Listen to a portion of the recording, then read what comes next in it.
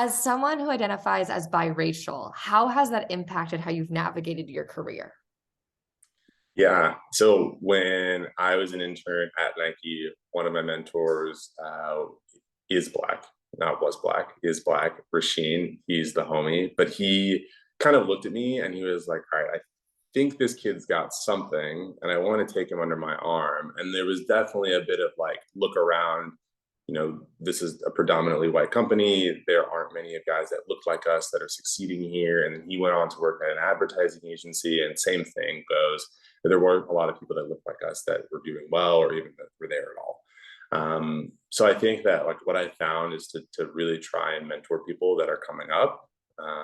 I think that you have to recognize that you do have a different perspective a lot of times, especially when conversations come up about diversity or how a brand should be speaking about certain things.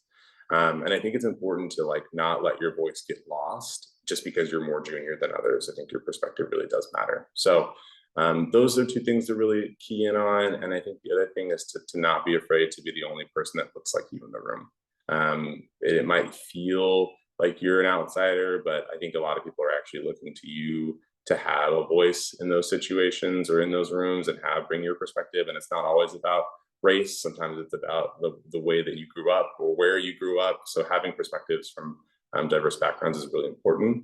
And I look forward to seeing the advertising age like industry grow in that space over time, but it's definitely a priority now. So as more and more people that look like me, who are biracial, who are black, or of color, um, have more voices, I think that it can only be a good thing for the industry.